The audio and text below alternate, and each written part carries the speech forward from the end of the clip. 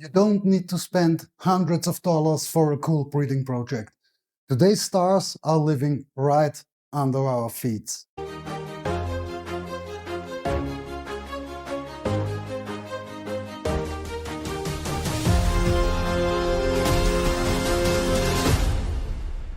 Hello, creature lovers, and welcome to the universe. My name is Martin from Creepy Creatures Universe, and if you like invertebrate content, you should hit that subscribe button immediately. And now let's start into what is today's video? Absolutely not. This is pretty important. This is not a guide to collect new species or something like that. And for sure, this is no guide to become the very best like no one else before. This is just a short explanation how you can get into the hobby without spending a lot of money. And, which is pretty important, don't overdo it. We're coming to this topic a few times today, but don't overdo it, please. So first we start with before the hunt. And yes, normally people will go outside, collect isopods, and then have them and make their mind up what to do with them afterwards. But we're here for you. That's the wrong direction. You start with worrying about the keeping before the collecting. So what's to do first? First thing, this is no guide about what to collect best for beginners. Why? Because I don't know where you live. If you live in Middle Europe, like we do, it's pretty easy. Porcellio scaber, Oniscus asellus, Amadillidium vulgare, Amadillidium nassatum. That's the most common species here in our region. But if you live in Thailand, maybe Cubaris is the most common species. So it's impossible for me to tell you that's the easiest species to collect. We don't gonna go this way. So point number one is you need to look up the internet or what else source and overlook the species native near to you and how to keep them. Why? Because it's pretty smart to know that before you have the animals. Pretty simple. Let me look on my cheat sheet. Next is you wanna know or you wanna think about how to house them. And guys and girls, do yourself a favor. Don't think about some glass ecosphere or something like that. It can be possible, it can be done, but as a beginner, skip it. Get yourself a nice little terrarium, aquarium, or this cool 5-liter plastic containers that a big Swedish furniture company sells, and you are pretty fine with that to start, and it's much easier to maintain it than using some kind of small jar or something. So you want to go with a bin or a little tank. That's first. Second,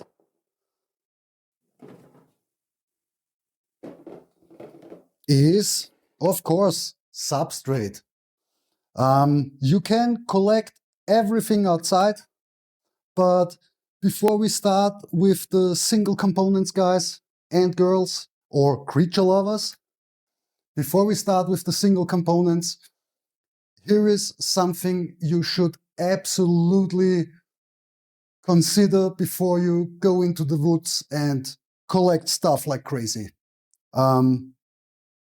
If we leave the part with the laws aside, this part comes in a minute. There is another part, and that's an ethical part. You should think about everything you are collecting outside is living space and natural environment for the wild animals outside. Which means if you collect a load of this stuff, you are destroying the environment of the wild living animals. And fact is, the things we need are a big part of compostation, decomposing, and fertilizing. So we have leaves, we have wood, and both of them are a part of a big cycle. The leaves get to rot.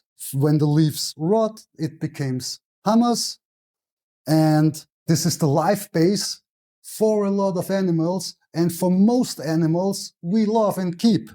So always be responsible, which means first, only collect where you're allowed to collect.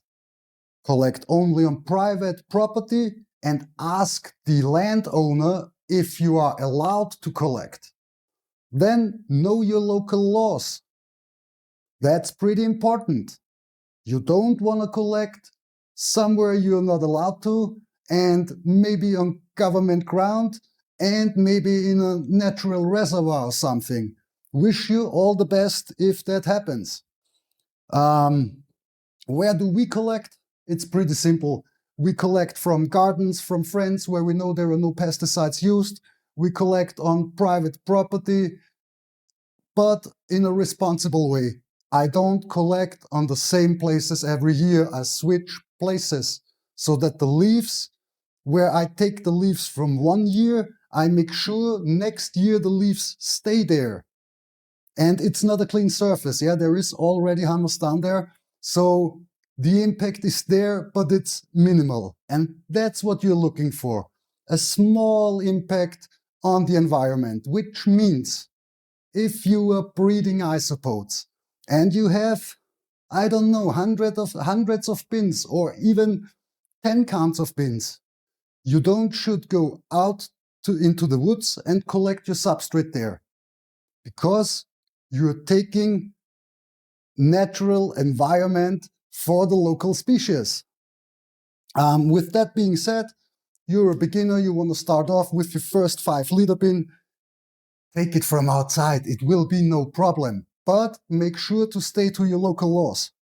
And what do you need? That's pretty simple. We start with leaves. This is leaf litter. Those are just chopped up leaves. Do you need to chop them up? No, you don't. You can leave them as a whole. We chop them because they are easier to store, because they don't need that much space. And they are easier to dry as well, because it's a smaller surface. Next thing is white rotten wood. You want white rotten wood. Also, Middle Europe, pretty easy. You can take every leaf tree and just avoid trees with needles or nettles, so conifers. Don't take them because of the, is it raisin? I think it's raisin. That's not good for your animals. And here the same, we chop it up because it's easier for us to store it and we can see what's inside. We also put the bark away. That's just for the color. I mean, the bark would do no harm. The isopods would even eat it. But I want to know how much white rotten wood I have without bark. And then this in the middle is absolutely invertebrate gold. This is leaf humus.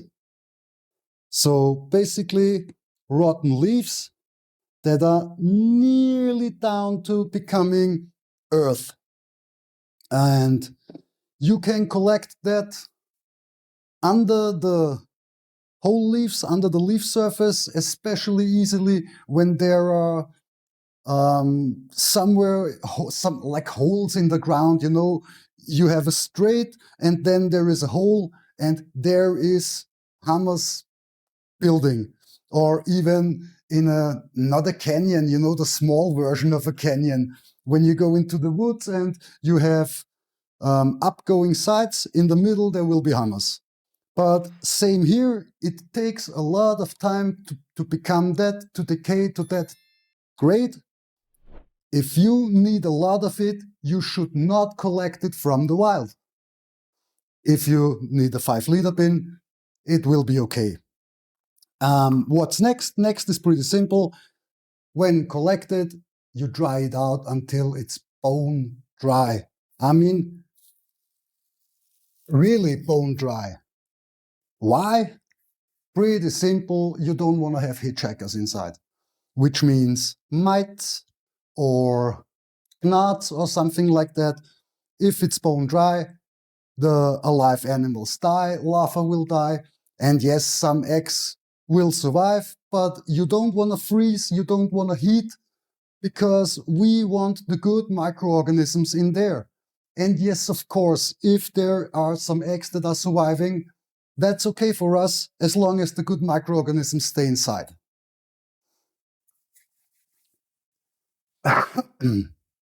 And I forgot, there is another pretty important part, which is moss. I'm pretty sure you can buy all of that. The moss is bought. We buy that in bricks. Why? Pretty simple. The impact on nature. I'm pretty sure this also has an impact on nature, but I don't want to go outside into our woods, and I don't know how much moss I should bring in from there. Not the best way, for sure not, but you need to choose a way. And also the moss, you want to have it bone dry. I know it is dying, it gets brown, but believe me, it does it anyways. Even if you keep it alive for a week or two, it will die and it will get brown or this brown-green. How to prepare the bin?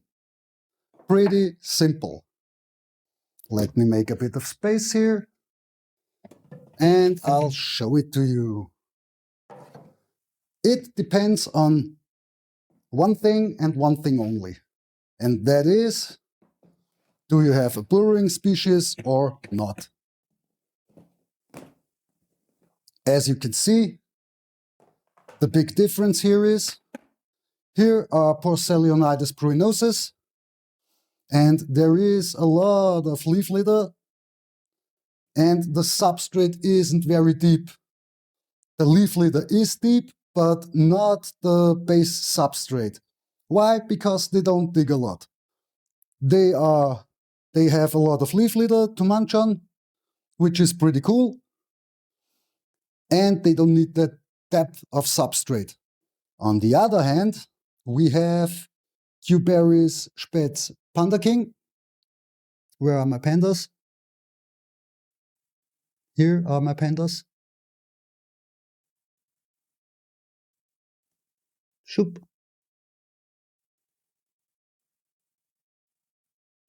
Little Panda King, or Little Bald Panda King. Shoop. And as you can see here, this is not only leaf litter, this is also a lot of substrate. So humus, topsoil, and they use it. They are all burrowed. And this is the big difference. If you have a burrowing species, you need to add more compact substrate. Don't use coconut coir. It's BS. It has no nutritional value. The best is the leaf humus, because that's fully available for the pots. If you can't get your hands on leaf humus or you don't want to collect it, you can also use topsoil, organic topsoil, pesticide-free and free of fertilizers, and then mix in the leaves and the white rotten wood. Amounts, not that big thing. Mix the leaf litter and the white rotten wood, put it inside. For non-burrowing species, put this much of leaf litter and white rotten wood and this much of substrate for moisture and for base layer. And when it comes to burrowing species, mix the leaf litter and the white rotten wood inside and make sure you have about what's this, I would say 10 centimeters or 4 inches of depth. And then you're good to go. You need to drill holes into the bin or use vents. Of course, you can contact us for the vents. And moss on the backside, a good amount of moss on the backside, and that's it, you're ready to go. We're closing it up again. And this is before the hunt. Next, we're going to the hunting part. So this is the part with the hunt, and my plan was to show you outside how to look for isopods.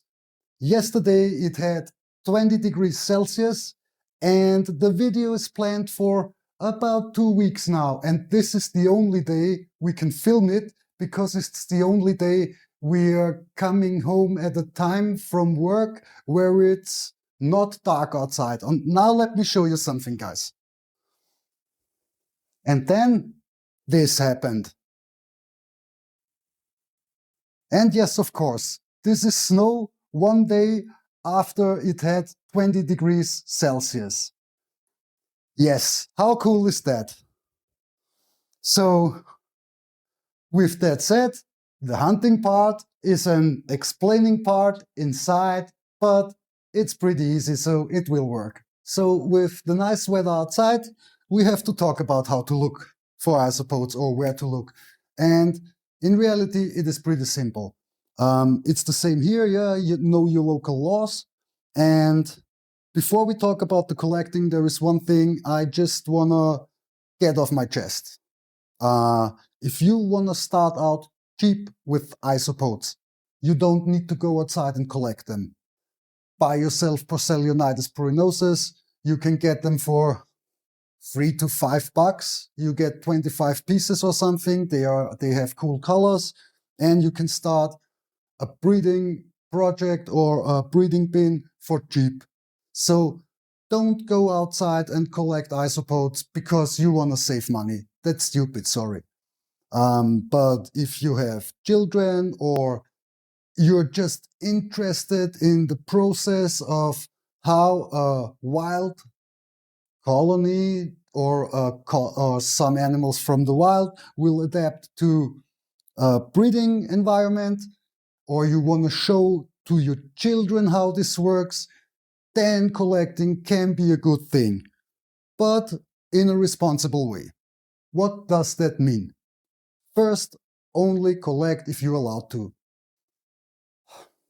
I think there are not a lot of countries that will punish you for collecting 10 isopods to have them as your kids' pets.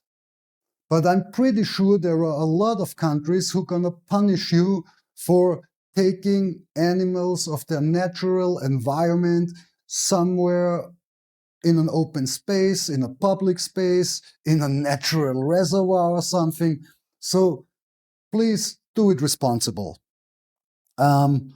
Let's start with where to look. Since I can show you, I must tell you, in reality, it's pretty simple. When you go into your garden and you're looking for isopods, start flipping stones, start flipping boards. This is Porcellio spinicornis, and we found them, or we have them. We didn't go for an isopod hunt or something. We just cleaned some old boards from our garden that we throw away.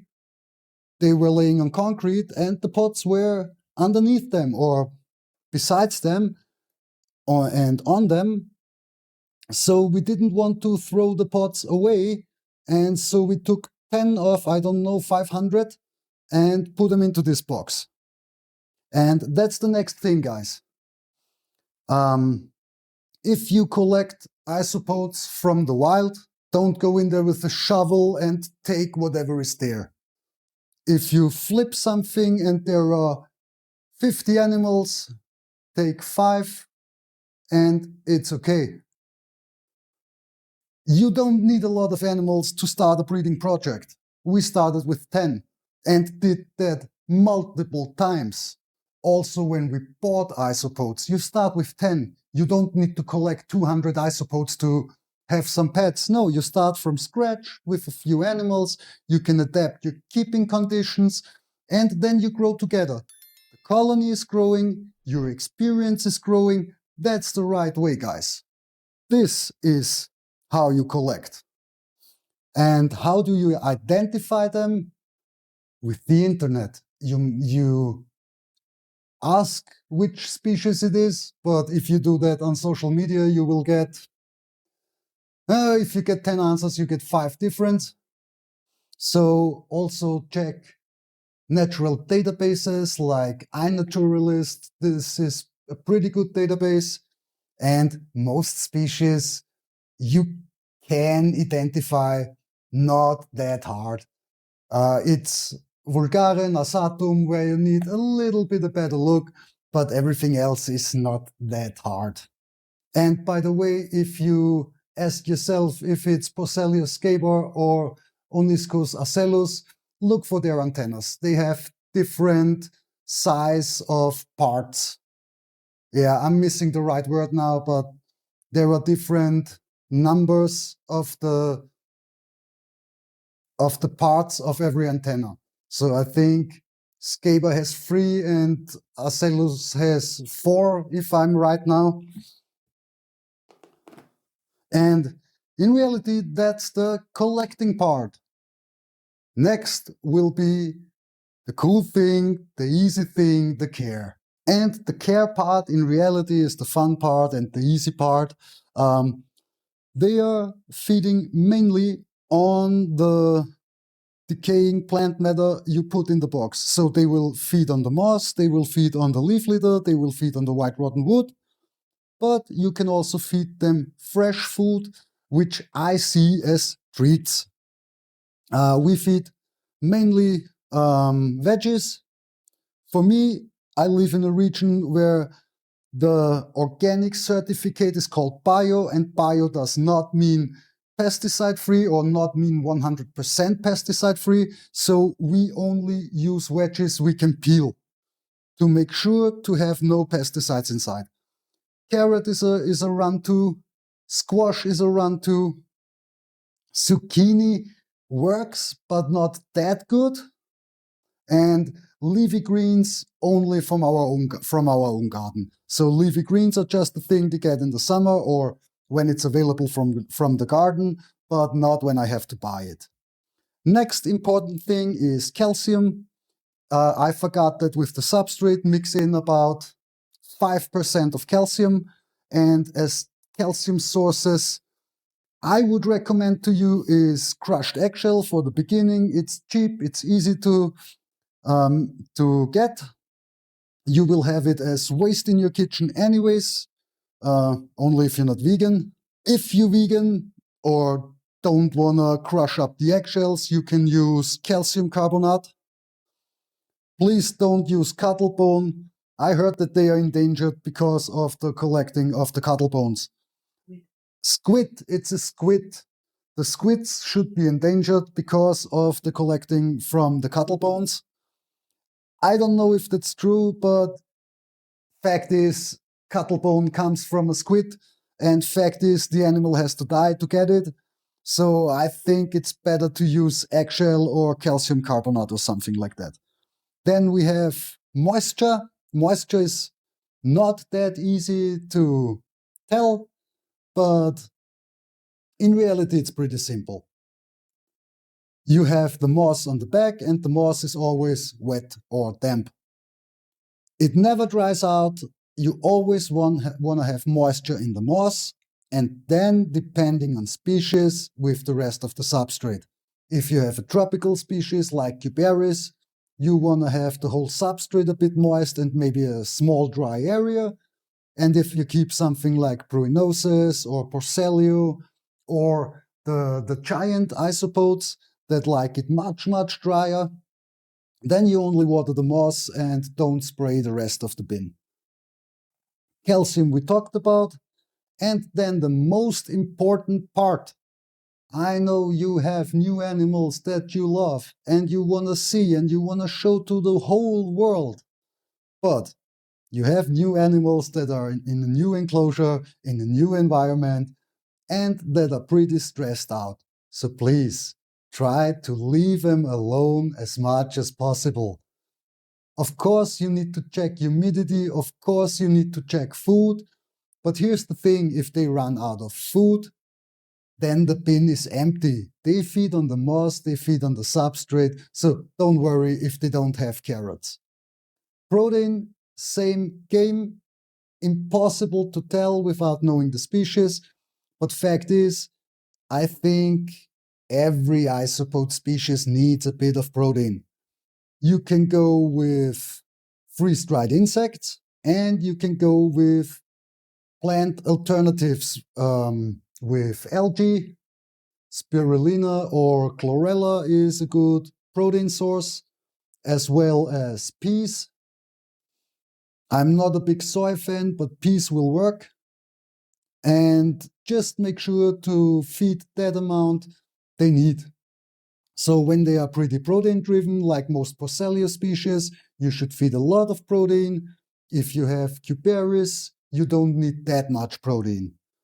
And that's it with the care. Make sure you have the right temperature, make sure you have the right moisture, and make sure you feed, and then everything will work out pretty fine. So I'm not sure if this is a wild isopod video or it's more a beginner into get into the hobby guide. Oh, I forgot something. I said keep it as cheap as possible. Of course, do that. But there are two things I would really recommend to you. First, a squish bottle, which is pretty cool for watering and pretty easy for watering. Forget these sprayers, they are cool for the substrate, but not for the moss. And you want to get your hands on one of these old coffee grinders.